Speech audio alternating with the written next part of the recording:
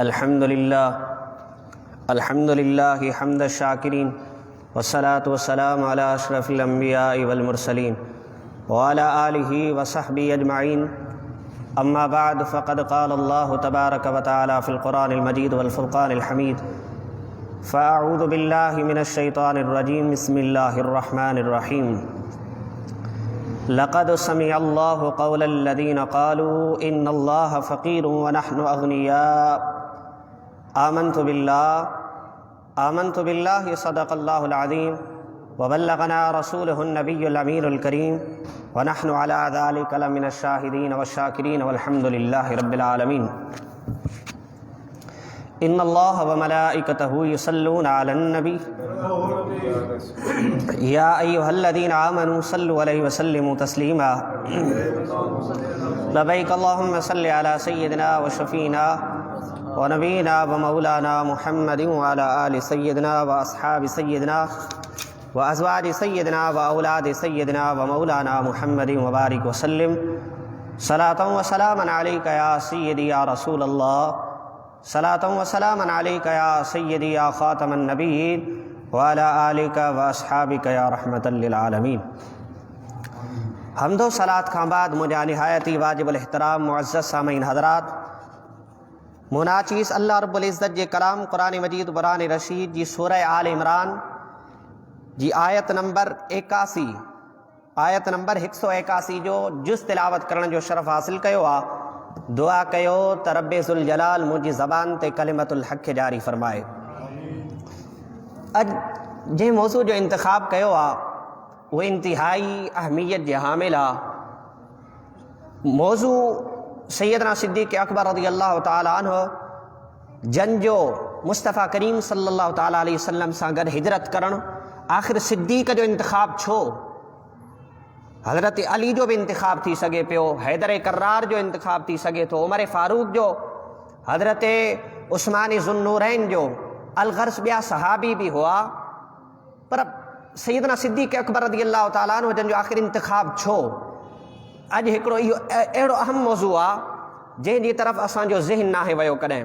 असां हिजरत जे वाक़िआत जे मुतालिक़ ॿुधंदा रहूं था, हिजरत जे वाक़िआत जे मुतालिक़ असां बयानु कंदा रहूं था, पर यादि रखो अॼु सैयदना सिद्दीक़ अकबर रज़ियल्लाहु ताला अन्हु जंहिंजो हिकु तरफ़ इहो पहलू, ॿियो तरफ़ दिफ़ाए अज़मत सैयदना सिद्दीक़ अकबर ऐं संदन जो अंदाज़ हुकूमत, जंहिंजी अॼु ज़रूरत आहे, इंतिहाई ज़रूरत आहे। अगरि असांजा हुकुमरान सैयदना सिद्दीक़ अकबर रज़ियल्लाहु ताला अन्हु जहिड़ी शख़्सियत खे आइडियल बनाए, रब्बे ज़ुल जलाल जी इज़्ज़त जो कसम आहे, असांजो मुल्क भी तरक्की करण लॻंदो ऐं असांजा माण्हू भी तरक्कियुनि जे बुलंदियुनि ते वेंदा रहंदा। त सभ खां पहिरीं जेकी मूं आयत करीमा तिलावत कई आहे, इन जो तर्जुमो ऐं मफ़हूम आख़िर में अर्ज़ कंदो हलंदुसि। मां पंहिंजी गुफ़्तगू जो आगाज़ इन ॻाल्हि खां कयां थो त आका करीम सल्लल्लाहु ताला अलैहि वसल्लम सां गॾु सैयदना सिद्दीक़ अकबर रज़ियल्लाहु ताला अन्हु जन हिजरत कई, 3 ॾींहं गार में रहिया। सिद्दीक़ अकबर रज़ियल्लाहु ताला अन्हु जन जो आख़िर इंतिख़ाब छाजे करे, सबबु कहिड़ो आहे? हा, सबबु इहो आहे, जंहिं वक़्तु मुस्तफ़ा करीम सल्लल्लाहु ताला अलैहि वसल्लम जो विसाल मुबारक थियो, आका करीम सल्लल्लाहु ताला अलैहि वसल्लम जे विसाल खां बाद फ़ौरन तमामु घणा फितना बर्पा थिया। अरब जो मुआशिरो तब्दील थी वियो, उन्हनि जी फ़िक्र तब्दील थी वई, उन्हनि जी सोच तब्दील थी वई। हाणे हिकु अहिड़े माण्हू जी ज़रूरत आहे जेको उन फ़िक्र खे मुस्तफ़ा करीम जी फ़िक्र खे आम करे, ऐं एतिरनि बैक वक़्तु हिकु फितनो न, 2 फितना न, 3-4 फितना गॾे थी विया। अहिड़ो माण्हू जो हुजणु ज़रूरी आहे जेको उन्हनि फितननि खे मुंहुं ॾेई सघे, उन्हनि फितननि जो हल पेश करे सघे। ऐं वक़्त में अहिड़ा फितना आया, आका करीम सल्लल्लाहु ताला अलैहि वसल्लम जन हज़रत सैयदना उसामा रज़ियल्लाहु ताला अन्हु 18 साल उमिरि आहे। आका करीम सल्लल्लाहु ताला अलैहि वसल्लम जन जंग जो सिपह सालार ठाहियो, हुकुम फरमायो तव्हां वञो जिहाद जे लाइ, फलां मुल्क ते तव्हां वञो, उन्हनि सां जिहाद कयो। हज़रत कुछ ॾींहंनि खां बाद में आका करीम सल्लल्लाहु ताला अलैहि वसल्लम जो विसाल मुबारक थियो।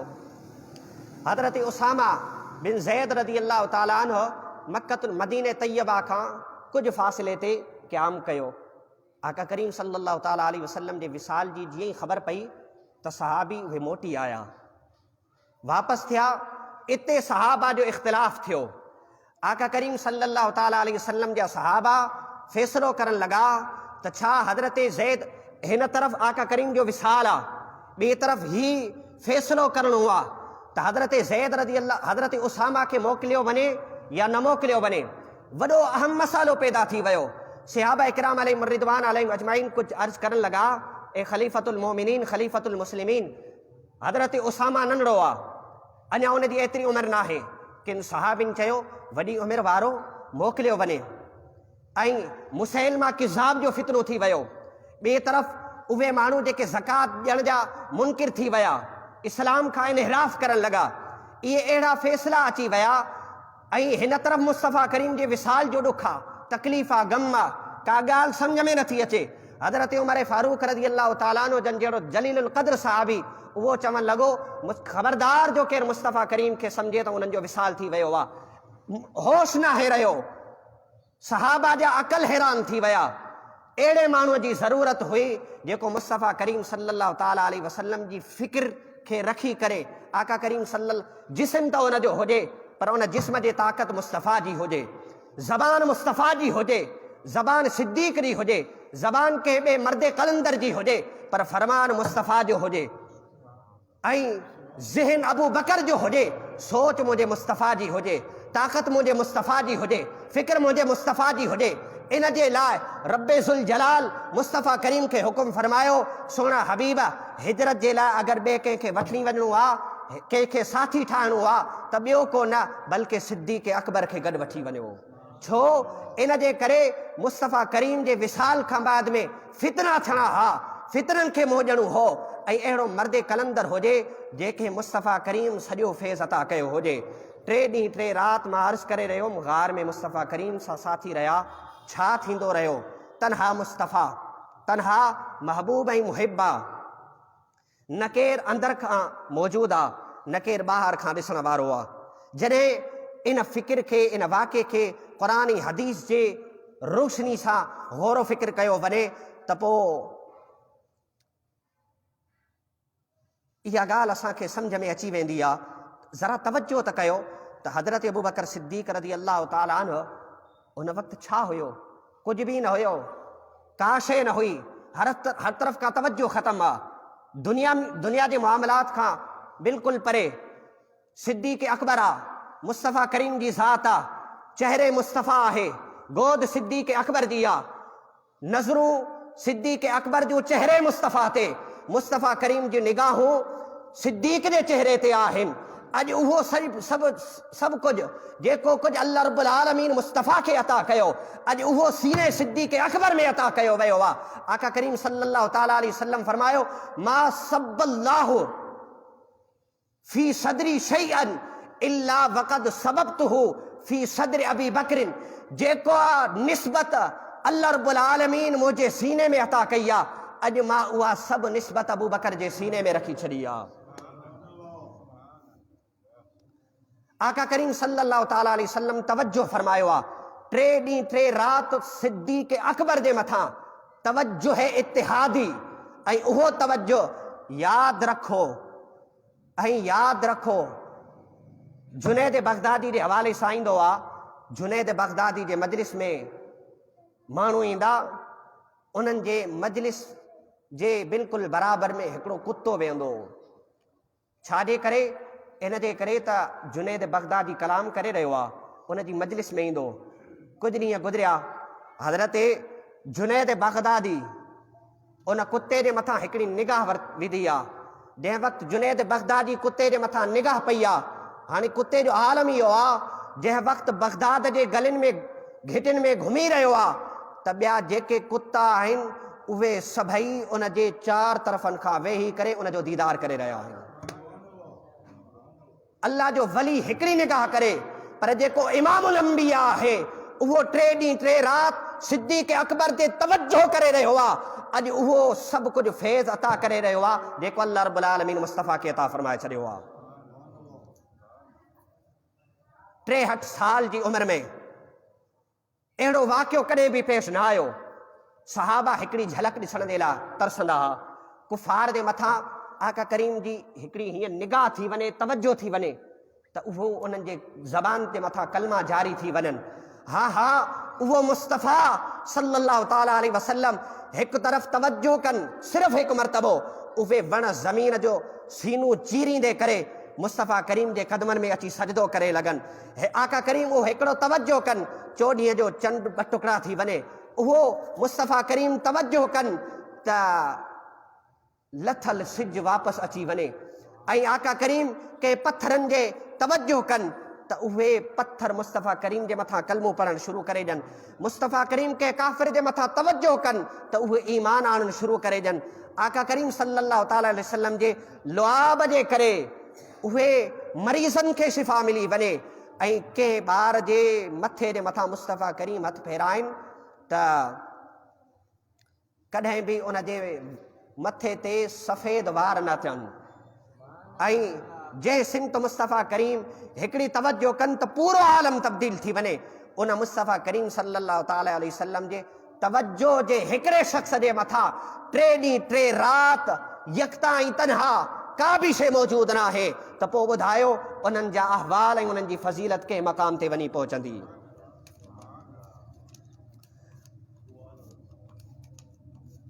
तमार्स करे रहियो हुउमि त आख़िर छो इंतिखाब। जहिड़ी तरह मूं अर्ज़ु कयो, मुस्तफ़ा करीम सल्लल्लाहु ताला अलैहि वसल्लम जे विसाल खां बाद में तमामु फितना बर्पा थियणा हुआ ऐं उम्मत में आम ताक़त ऐं सलाहियत जा अहिड़ी का शख़्सियत उन सूरत जो जाइज़ो नथी वठी सघे। ऐं उन वक़्तु कहिड़ा फितना थिया, कूड़े नबुवत जो दावो थियो। उन वक़्तु कुझु माण्हुनि नबुवत जो दावा कयो। अल्लाह रब्बुल आलमीन जी इज़्ज़त जो कसम, सॼी दुनिया अबू बकर सिद्दीक़ रज़ी अल्लाह ताला अन्हु गोया जेके जंग यमामा जे नाले सां पुकारियो वियो, केतिरा ई हुफ़ाद उन में शहीद थी विया। उन वक़्तु हज़रत अबू बकर सिद्दीक़ रज़ी अल्लाह ताला जन इहो अहम फ़ैसिलो कयो, मोकिलिया जिहाद जे लाइ। ऐं एतिरा ज़ाती मुआमिलात उन्हनि खे संभालणु वॾो ॾुखियो कमु हुयो। तदबीर नबुवत खां सवाइ मुमकिन ई न हुयो। मुस्तफ़ा करीम सल्लल्लाहु ताला अलैहि वसल्लम खां बाद ॿियो को त नबी अचणो ई न आहे। पर हाणे ज़रूरी अहिड़ो हुयो, अहिड़े माण्हूअ जो अचणु, उन ई मनसब ते वेहणु ज़रूरी हो जेको उन्हनि फितननि जो मुक़ाबिलो करे सघे। सैयदना सिद्दीक़ अकबर रज़ी अल्लाह ताला अन्हु बैक वक़्तु एतिरनि फितननि जो मुक़ाबिलो न पिया करे सघनि जेसि ताईं कुव्वत मुस्तफ़ा न हुजे, जेसि ताईं तदबीर नबुवत न हुजे। हिन मक़ाम ते तदबीर नबुवत जी हाजत हुई, ताक़त मुस्तफ़ा जी हाजत हुई, फ़िक्र मुस्तफ़ा जी हाजत हुई, ज़िक्र मुस्तफ़ा जी हाजत हुई। त उन जी तयारीअ जे लाइ अल्लाह रब्बुल आलमीन हुकुम फरमायो, ए मुस्तफ़ा तुंहिंजो विसालन क़रीब थियणो आहे। हाणे जे शख़्स खे उन मक़ामी मनसूब अता करणो आहे, पोइ उन शख़्स खे तव्हां वठी वञो ऐं 3 ॾींहं 3 राति गार में तवजो ॾेई छॾियो। जेके मुश्किलात अची वञे पोइ उहो क़दम हटाए न, उहो डगमगाए न, उहो परेशान न थिए, उहो गौरो फ़िक्र न करे, बल्कि तव्हांजी सोच उन जे अंदरि हुजे। उहो कंहिं बि मक़ाम ते लहराइजी न वञे, लर्ज़ा तारी उन जे मथां न थी वञे। फारूक आज़म जहिड़ा जलील क़द्र बि साहबी घबराइजी विया, पर सिद्दीक़ अकबर रज़ी अल्लाह ताला अन्हु उन वक़्तु बि पंहिंजे क़दमनि खे साबित रखियो आहे। 3 ॾींहं 3 राति मुस्तफ़ा करीम तवज्जो करे अबू बकर सिद्दीक़ रज़ी अल्लाह ताला अन्हु जे ज़ाहिर खे बि तब्दील करे छॾियो आहे, बातिन खे बि तब्दील करे छॾियो आहे। सिद्दीक़ अकबर रज़ी अल्लाह ताला अन्हु तदबीर नबुवत ऐं क़ल्बे कुव्वत मुस्तफ़ा ऐं इस्तिक़ामत क़ल्बे मुहम्मदी सल्लल्लाहु ताला अलैहि वसल्लम जे फैज़ सां गॾु गोया अॼु बीठा हुआ। ख़ाली पंहिंजी ज़ात इस्तिक़ामत ऐं इस्तिताअत कम न अचे हा, लिहाज़ा उन इस्तिक़ामत ऐं इस्तिताअत जे लाइ मुस्तफ़ा करीम सिद्दीक़ अकबर जो इंतिखाब कयो आहे। हाणे एतिरो त फ़र्क़ु थी वियो, जंहिं वक़्तु तवज्जो कई गार खां निकिता। इहो हिकिड़ो अलॻि वाक़ियो आहे। जंहिं वक़्तु मदीने तैयबा में पहुता, हिकु मक़ाम ते क़याम कयो, जंहिं वक़्तु ग़ुलाम आया त ग़ुलाम हज़रत अबू बकर सिद्दीक़ खे हथ मिलाए करे उन्हनि जे हथनि खे बोसो ॾेई रहिया हुआ। फ़र्क़ु ख़तमु थी वियो आहे। नबी कहिड़ो आहे सिद्दीक़ अकबर कहिड़ो आहे, ग़ुलाम कहिड़ो आहे, ख़ादिम कहिड़ो आहे, आका कहिड़ो आहे। आका ऐं ग़ुलाम में फ़र्क़ु वाज़े नथो थी सघे। ॾिसण वारा त ईअं सम्झनि पिया अल्लाहु अकबर, सिद्दीक़ ऐं मुस्तफ़ा में को फ़र्क़ु न रहियो। अॼु चहिरे सिद्दीक़ आहे पर चमक मुस्तफ़ा जी आहे। लिबास हिकु जहिड़ो आहे, बदन हिकु जहिड़ो आहे, चहिरे हिकु जहिड़ो थी वियो। चहिरो त सिद्दीक़ जो आहे पर चमक त मुस्तफ़ा जी आहे। ॿिन्हिनि हस्तियुनि खे सफ़ेद लिबास पातल हुयो, माण्हू फ़र्क़ु न करे सघिया। जंहिं वक़्तु अबू बकर सिद्दीक़ रज़ी अल्लाह ताला अन्हु ॾिठो त माण्हुनि खे आका ऐं ग़ुलाम में फ़र्क़ु करणु नथो अचे, त सिद्दीक़ अकबर रज़ी अल्लाह ताला अन्हु जन बीही रहिया ऐं मुस्तफ़ा जे मथां चादर ॾियणु लॻा। हिते हिकिड़ो नुक़्तो इशारो कंदो हलां त केरु माण्हू सम्झे त ॾिसो सिद्दीक़ अकबर रज़ी अल्लाह ताला अन्हु मुस्तफ़ा करीम जे मथां उस अचे पई, इन जे करे मथां पर्दो ॾिनो आहे। अल्लाहु अकबर, मुस्तफ़ा करीम जी नंढड़ी उमिरि आहे। जंहिं वक़्तु आका करीम सल्लल्लाहु ताला अलैहि वसल्लम ॿकरियूं चारणु विया, जंहिं वक़्तु ॿकरियूं चारणु विया, अगरि सिजु हले मुस्तफ़ा जे मथां सायो थिए त मुस्तफ़ा करीम खे बचाइण जे लाइ बादल अची वञनि पिया। त पोइ ॿुधायो छा अबू बकर सिद्दीक़ रज़ी अल्लाह ताला अन्हु हिन मक़ाम ते जेको जंहिं तरफ़ खां उस अचे पई उन तरफ़ खां पर्दो ॾिनो। हाणे तव्हां ॿुधायो सिद्दीक़ अकबर रज़ी अल्लाह ताला अन्हु जन उस खां बचाइण जे लाइ इहो कमु कयो या आका ऐं ग़ुलाम में फ़र्क़ु वाज़े करण जे लाइ इहो कमु कयो आहे? मुंहिंजो ईमान, मुंहिंजो अक़ीदो ऐं मुंहिंजो वजदान इहो चई रहियो आहे ऐं मुंहिंजो इश्क़ इहो चई रहियो आहे, सिद्दीक़ अकबर त छा मुस्तफ़ा खे उस खां बचाईंदा? उस खे बचाइण जे लाइ ख़ुदा उन जो इंतज़ाम फरमाए छॾियो। जंहिं तरफ़ मुस्तफ़ा गर्मी जे मौसम में ॿाहिरि निकिरंदा त बादल उन जे मथां सायो करे छॾींदो। मुस्तफ़ा खे ॿिए कंहिं साए करण जी ज़रूरत न हुई, बल्कि अॼु अबू बकर सिद्दीक़ आका ऐं ग़ुलाम में फ़र्क़ु करणु चाहिनि पिया। अल्लाहु अकबर। त मुख़्तलिफ़ तरहनि जा इहो फितना थिया त जंहिं वक़्तु सैयदना सिद्दीक़ अकबर रज़ी अल्लाह ताला अन्हु जन मसनद ख़िलाफ़त ते जलवा अफ़रोज़ थिया, सभ खां वॾो जेको मामिलो पेश आयो हज़रत उसामा बिन ज़ैद जो आयो। कुझु सहाबिन चयो उन्हनि खे न मोकिलियो वञे। इहा मुस्तफ़ा करीम सल्लल्लाहु ताला अलैहि वसल्लम जो इश्क़ आहे ऐं आका करीम सल्लल्लाहु ताला अलैहि वसल्लम जी अज़मत ते हलणु आहे। अॼु जेके माण्हू, हर क़िस्म जो माण्हू, हर एतबार सां, जेको जंहिं एतबार सां लीडर आहे, अगरि उहो इन फ़िक्र खे खणी हले, अगरि सभु मुखालिफ़ थी वञनि, पर सिद्दीक़ अकबर रज़ी अल्लाह ताला ने फरमायो मां उसामा खे कॾहिं बि वापसि नथो करे सघां, छो इन जे करे त ही फ़ैसिले मुस्तफ़ा आहे। आका करीम सल्लल्लाहु ताला अलैहि वसल्लम पंहिंजी हयात तैयबा में फ़ैसिलो करे विया ऐं उन जंग जो अज़ीम लीडर ठाहे विया हज़रत उसामा बिन ज़ैद खे। अॼु मां उन ई फ़ैसिले ते बरक़रार रहंदुमि जेको मुस्तफ़ा जो फ़ैसिलो आहे। बसि ॿी ॻाल्हि न, आका जी ॻाल्हि आहे, मुस्तफ़ा जी ॻाल्हि आहे, पंहिंजे नबी जी ॻाल्हि आहे।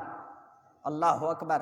त सिद्दीक़ अकबर रज़ी अल्लाह ताला अन्हु जन असांखे सबक़ ॾेई विया, अगरि तव्हां इक़्तिदार ते वियो त सिद्दीक़ अकबर रज़ी अल्लाह ताला अन्हु जन जे ख़िलाफ़त में जंहिं वक़्तु को फ़ैसिलो ईंदो त पोइ कहिड़ो अंदाज़ अपनाईंदा? बहितरीनु अंदाज़ इहो हूंदो सैयदना सिद्दीक़ अकबर रज़ी अल्लाह ताला अन्हु जन जो उहे माण्हुनि खे नसीहत फरमाईंदा। उहा नसीहत कहिड़ी फरमाईंदा? सैयदना सिद्दीक़ अकबर रज़ी अल्लाह ताला अन्हु जन मनसब नबुव्वत ते वेठा, सभ खां पहिरीं जेको पाण ख़ुतबो इरशाद फरमायूं, सभ खां पहिरीं मां सैयदना सिद्दीक़ अकबर रज़ी अल्लाह ताला अन्हु जन जो ख़ुतबो अर्ज़ कंदो हलां त सैयदना सिद्दीक़ अकबर रज़ी अल्लाह ताला अन्हु जन फरमायो त या अय्युहन्नास फ़इन्नी क़द वलीतु अलैकुम वलस्तु बिख़ैरिकुम फ़इन अहसनतु फ़अईनूनी। ए इंसानो, तव्हां ते मां हाकिम मुक़ररु कयो वियो आहियां, हालांकि मां तव्हां माण्हुनि खां बहितर न आहियां। अगरि मां सुठो कमु कयां त पोइ तव्हां मुंहिंजी इआनत कजो, तव्हां मुंहिंजी इताअत कजो, फरमाबरदारी कजो। अगरि मां को बुरो कमु कयां, मां ख़यानत कयां त पोइ तव्हां बुराईअ जी तरफ़ न वञिजो, मुंहिंजी इक़्तिदा न कजो, मुंहिंजी पैरवी न कजो, मूंखे सिधो रस्तो ॾेखारियो। अॻिते फरमायो अस्सिद्क़ु अमानतुन वल किज़्बु ख़ियानतुन वद्दईफ़ु फ़ीकुम क़वाइंदी। हज़रत अबू बकर सिद्दीक़ फरमायो सिद्क़ अमानत आहे, किज़्ब ख़ियानत आहे। इंशाअल्लाह तव्हांजो ज़ईफ़ फ़र्द बि कमज़ोर इंसान भी मुझे नज़दीक कवी आहे, आला आहे। एस ताईं जो मां उन जो हक़ वापसि ॾियारायां, इंशा अल्लाह तव्हांजो कवी मर्द भी मुझे नज़दीक ज़ईफ़ आहे। एस ताईं जो मां उन जे ॿियनि जो हक़ ॾियारायां जेको क़ौम जिहाद फ़ी सबीलिल्लाह छॾे ॾे त अल्लाह रब्बुल आलमीन उनखे ज़लील ऐं ख़्वार करे छॾींदी आहे। ऐं जंहिं क़ौम में बदकारी आम थी वञे ख़ुदा उन जे मथां मुसीबत आम करे छॾींदो आहे। मां अल्लाह ऐं अल्लाह जे रसूल सल्लल्लाहु ताला अलैहि वसल्लम जी इताअत कयां थो त पोइ तव्हां मुंहिंजी इताअत कजो। लेकिन जॾहिं मां अल्लाह ऐं अल्लाह जे रसूल जे हुक्म जी नाफ़रमानी कयां त पोइ तव्हां मुंहिंजी इताअत न कजो, तव्हां करे नमाज़ खे न छॾिजो। अल्लाह रब्बुल आलमीन तव्हां ते रहम ऐं करम फरमाए। सभ खां पहिरीं जेको लीडर आहे उन वक़्तु सिद्दीक़ अकबर रज़ी अल्लाह ताला अन्हु मुल्क जो सदर आहे, सभु इक़्तिदार उनखे मिली आहे। त सिद्दीक़ अकबर रज़ी अल्लाह ताला अन्हु जन जो इहो फ़ैसिलो आहे, इहा नसीहत आहे। सिर्फ़ सिद्दीक़ अकबर रज़ी अल्लाह ताला अन्हु हुकुम जारी न फरमायो, ख़िताब न फरमायो, बल्कि सिद्दीक़ अकबर रज़ी अल्लाह ताला अन्हु उन ते अमल करे बि ॾेखारियो। ख़िताब करणु महज़ ॿी शइ आहे, मदीने तैयबा जे उसूल ऐं ज़वाबित जो नारो लॻाइण ॿी शइ आहे, मदीने तैयबा जे उसूल ऐं ज़वाबित ते क़ाइमु रहण ॿी शइ आहे। महज़ उन्हनि जो नारो लॻाईंदे करे अवाम खे बेवकूफ़ बणाइण ॿी शइ आहे।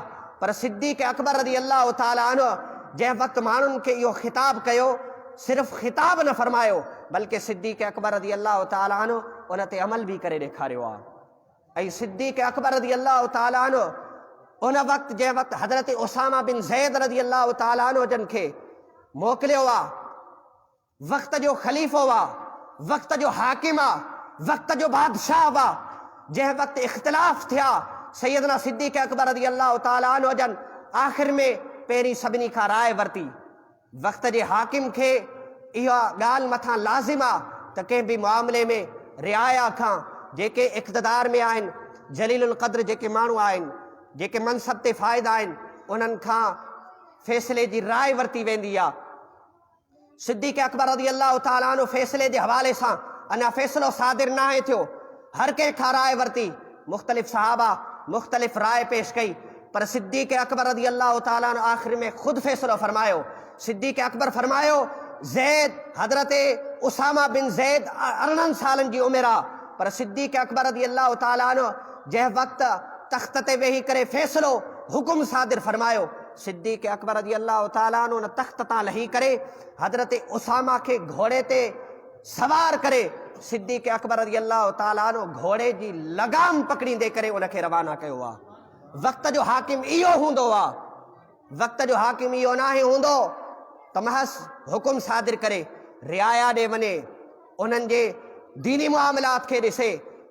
सिद्दीक़ अकबर रज़ी अल्लाह ताला अन्हु इहो बि साबित कयो त नंढी ऐं वॾी उमिरि ते नाहे हूंदो। अल्लाह रब्बुल आलमीन अगरि कंहिंखे मनसब अता फरमायो आहे, कंहिंखे इल्म जी दौलत सां नवाज़ियो आहे, असांजी अॼु फ़िक्र हक़ खे तस्लीम करणु शरीयत मुहम्मदी ते हूंदो आहे। इहा फ़िक्र नाहे कॾहिं बि त हिन तरफ़ हेतिरा माण्हू आहिनि। हज़रत सैयदना अली करमल्लाहु वजहुल करीम फरमायो, माण्हुनि खे ॾिसी करे हक़ तस्लीम न कंदा कयो। हिकु तरफ़ माण्हुनि जी कसरत आहे, कॾहिं इहो फ़िक्र आम न कयो त हिन तरफ़ माण्हू हेतिरा आहिनि त हीउ हक़ ते आहे। हैदर करार फरमायो, माण्हुनि खे ॾिसी करे हक़ तस्लीम न कयो, बल्कि हक़ खे ॾिसी करे माण्हुनि खे तस्लीम कंदा कयो। अॼु कुझु मामलात में आले सुन्नत व जमात में माण्हू इन तरफ़ वञी रहिया आहिनि त हिकिड़े माण्हू सां हेतिरा उलमा आहिनि, उनजी फ़िक्र उनजी सोच पंहिंजे मक़ाम ते, पर हैदर करार जो फ़ैसिलो इहो नाहे। हैदर करार ईअं न फरमायो त कसरत माण्हू हुजनि त उहो ई हक़ आहे, ज़रूरी नाहे। हज़रत हैदर करार फरमायो, हिकिड़ो माण्हू बि गोया हुजे, तव्हां ॾिसो त हक़ ते केरु आहे, पोइ हक़ खे तॾहिं तस्लीम कयो, पोइ माण्हू खे तव्हां तस्लीम कंदा कयो।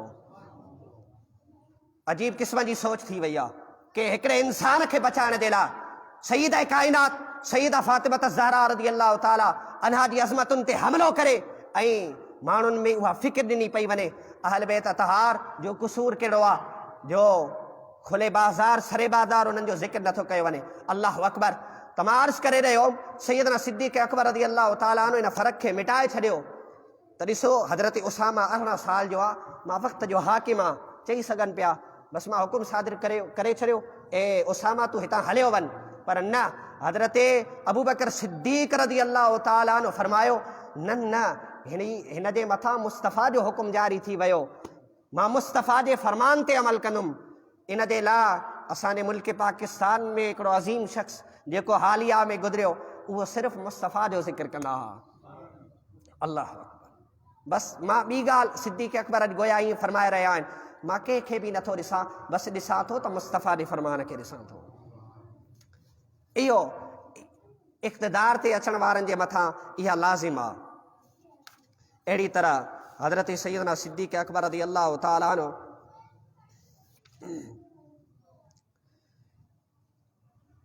जंहिं वक़्तु कंहिं इंसान खे, कंहिं शख़्स खे कंहिं उहिदे ते फ़ाइज़ कंदा, मनसब ते फ़ाइज़ कंदा, ज़िम्मेदारी ॾींदा, त उनखे ख़ासि करे घुराए उनखे मुख़्तलिफ़ फ़राइज़ सम्झाईंदा, मुआमलात सम्झाईंदा, बहितरीन अल्फाज़ सां। पाण फरमाईंदा इत्तक़िल्लाह फ़िस्सिर्रि वल अलानियति फ़इन्नहु मन यत्तक़िल्लाह यजअल लहु मख़रजा वयरज़ुक़हु मिन हैसु लहु यहतसिब वमन यत्तक़िल्लाह यग़फ़िर अन्हु सय्यिआतिही वयुअज़्ज़िम लहु अजरन फ़इन। हज़रत सिद्दीक़ अकबर रज़ी अल्लाह ताला अन्हु फरमायो, चाहे तन्हा हुजो, अकेला हुजो, जमात में हुजो, हर वक़्तु अल्लाह रब्बुल आलमीन जो ख़ौफ़ रखंदा कयो। जेको अल्लाह रब्बुल आलमीन जी ज़ात खां रिॼे थो, उन जे लाइ अहिड़ो रस्तो आहे ऐं उन जे लाइ रिज़्क़ जो अहिड़ो ज़रियो पैदा थी वेंदो आहे जो कंहिं जो वहम ऐं गुमान बि नथो थी सघे। जेको ख़ुदि अल्लाह रब्बुल आलमीन जी ज़ात खां रिॼंदो आहे, उहो उन जा गुनाह माफ़ कया वेंदा, उन जो अजर खे वधायो वेंदो। बेशक अल्लाह रब्बुल आलमीन जा बाना ख़ैर ख़्वाही ऐं अल्लाह जे लाइ ख़ैर ख़्वाही ऐं बहितरीन तक़वा आहे।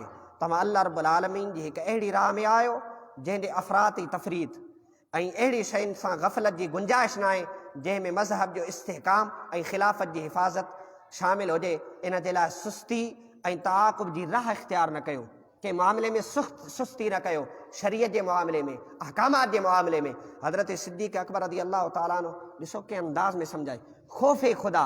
पोइ ॿुधायो सिद्दीक़ अकबर रज़ी अल्लाह ताला अन्हु जन ख़ुदि फरमायो तव्हां अल्लाह रब्बुल आलमीन जी ज़ात ते तक़वा भरवसो रखो, अल्लाह रब्बुल आलमीन तव्हांजो अहिड़ो रस्तो इख़्तियार फरमाईंदो, अहिड़ो रस्तो खोले छॾींदो, एतिरो माल ॾेई छॾींदो जो तव्हांखे रिश्वत वठण जी हाजत न थींदी।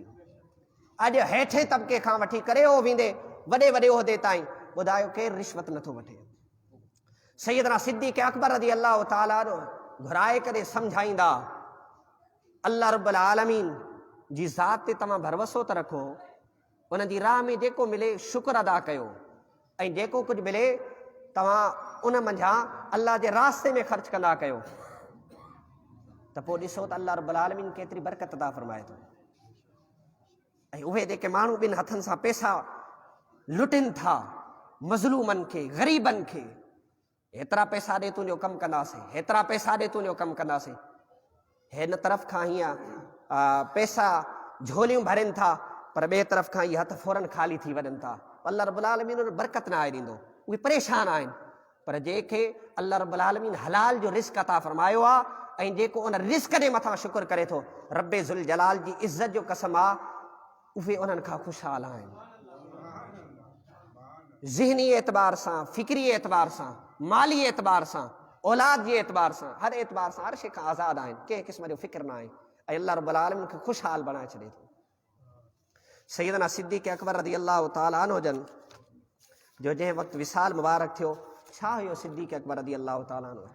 कुझु बि कोन हो, ग़ालिबन हिकिड़ी उठणी ॾाची हुई या हिकिड़ो घोड़ो हुयो।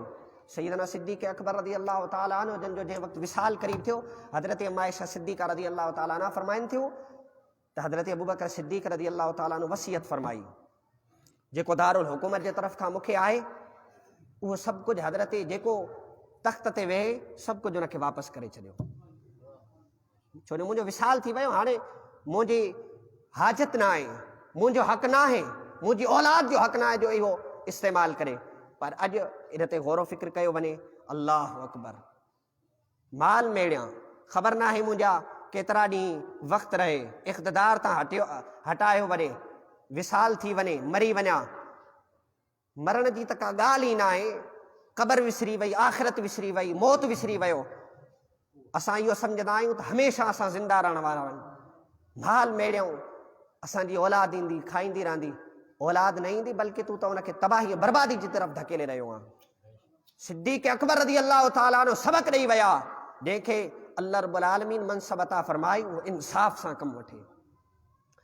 जेकी मूं आयत करीमा तिलावत कई, अल्लाह रब्बुल आलमीन क़ुरान मजीद बराने अॼु शोर ऐं शराबो थी रहियो आहे, माण्हुनि में हलचल मची वई आहे, उनजे ज़हननि में ख़राबी अची वई आहे, उनजे दिलि ऐं दिमाग़नि में ख़राबी अची वई आहे। सिद्दीक़ त उहो सिद्दीक़ आहे जंहिंखे ख़ुदि ख़ालिक़ काइनात सदाक़त जो लक़ब अता फरमायो आहे। कंहिंजे चवण सां सिद्दीक़ अकबर रज़ी अल्लाह ताला अन्हु कूड़ो नथो थी सघे, कंहिंजे चवण सां सिद्दीक़ अकबर रज़ी अल्लाह ताला अन्हु सहाबी रसूल हुजण जो इनकारी नथो थी सघे। केरु इनकार करे त सिद्दीक़ अकबर सहाबी रसूल जे मनसब तां नथो हटी सघे। मां अर्ज़ कंदो हलां, जंहिं वक़्तु आयत करीमा नाज़िल थी, अल्लाह रब्बुल आलमीन फरमायो, लक़द समी अल्लाहु क़ौलल लज़ीना क़ालू इन्नल्लाह फ़क़ीरुन व नहनु अग़निया। मुफ़स्सिरीन किराम लिखियो आहे, आका करीम सल्लल्लाहु ताला अलैहि वसल्लम सैयदना सिद्दीक़ अकबर रज़ी अल्लाह ताला अन्हु जन खे हुकुम फरमायो तबलीग जे हवाले सां। सिद्दीक़ अकबर रज़ी अल्लाह ताला अन्हु तबलीग जो सिलसिलो जारी फरमायो। हिकिड़ो शख़्स हुयो, फनहास जंहिंजो नालो हो। ख़ासि सिद्दीक़ अकबर रज़ी अल्लाह ताला अन्हु उन जी तरफ़ मुतवज्जह थी करे फरमायो, फनहास अल्लाह रब्बुल आलमीन जी वहदानियत ते ईमान आण, अल्लाह जी ज़ात ते ईमान आण, मुस्तफ़ा करीम जे मथां ईमान आण, उहो मुस्तफ़ा करीम जंहिंजो ज़िक्र तौरात ऐं इंजील में अची चुको आहे। ऐं अल्लाह जे राह में ख़र्च कर, इन्फ़ाक़ फ़ी सबीलिल्लाह कर। उन वक़्तु उन फनहास शख़्स चयो सिद्दीक़ अकबर रज़ी अल्लाह ताला अन्हु खे, ख़ुदा त उहो हूंदो आहे जेको फ़क़ीरीअ जो मुहताज न हुजे, जेको फ़क़ीरी जो मुहताज न हुजे। सैयदना सूरे मुज़म्मिल जे अंदरि आयत मुबारका जो हिकिड़ो जुज़ अचे थो त अल्लाह रब्बुल आलमीन खे कर्ज़ हसना ॾियो। सिद्दीक़ अकबर रज़ी अल्लाह ताला अन्हु जंहिं वक़्तु फरमायो त अल्लाह रब्बुल आलमीन खे कर्ज़ हसना ॾियो, त उन शख़्स चयो अल्लाह रब्बुल आलमीन फ़क़ीर आहे, माज़ अल्लाह, अल्लाह रब्बुल आलमीन फ़क़ीर आहे, इन जे करे असां उनखे कर्ज़ ॾियूं। त सैयदना सिद्दीक़ अकबर रज़ी अल्लाह ताला अन्हु खे जलाल अची वियो। सैयदना सिद्दीक़ अकबर रज़ी अल्लाह ताला अन्हु ज़ोर सां अहिड़ी चमाट लॻाई जो उन शख़्स खे ज़ख़्म थी वियो। सैयदना सिद्दीक़ अकबर रज़ी अल्लाह ताला अन्हु आया ऐं उहो शख़्स मुस्तफ़ा करीम जी बारगाह में आयो, शिकायत लॻाई सिद्दीक़ अकबर रज़ी अल्लाह ताला अन्हु। सिद्दीक़ अकबर रज़ी अल्लाह ताला अन्हु जी मुस्तफ़ा करीम जी बारगाह में अदालत लॻी आहे, अदालत मुस्तफ़ा आहे, फ़ैसिलो सिद्दीक़ जो थियणो आहे। फनहास शख़्स आयो आहे, आका करीम सिद्दीक़ खां पुछा कई, सिद्दीक़ तो हिन खे छाजे करे मारियो आहे? सिद्दीक़ अकबर अर्ज़ रखियो, या रसूल अल्लाह, जंहिं वक़्तु मूं हिन खे दावत ॾिनी त हिन चयो अल्लाह फ़क़ीर आहे, उनखे कर्ज़ जी हाजत आहे, असां उनखे कर्ज़ ॾियूं, त उहो अल्लाह कहिड़ो, ख़ुदा कहिड़ो? सैयदना सिद्दीक़ अकबर अर्ज़ रखियो, या रसूल अल्लाह, मूंखे कावड़ अची वई, गुस्सो अची वियो। हालांकि सैयदना सिद्दीक़ अकबर रज़ी अल्लाह ताला अन्हु जंहिंजे हवाले सां ईंदो आहे, नरम मिज़ाज आहे, बिल्कुलु नरम मिज़ाज आहे, पर दीन इस्लाम जे मुआमिले में सिद्दीक़ जहिड़ो सख़्तु थियणु घुरिजे, शरीयत जे मुआमिले में सिद्दीक़ जहिड़ी कुव्वत इख़्तियार करणी घुरिजे, बिल्कुलु नरम मिज़ाज आहे। पर अल्लाह रब्बुल आलमीन जो जंहिं वक़्तु मामिलो आयो, दीन जो मामिलो आयो, शरीयत जो मामिलो आयो, पाण अहिड़ा सख़्तु थी विया जो उन जहिड़ो को सख़्तु ई न हुयो।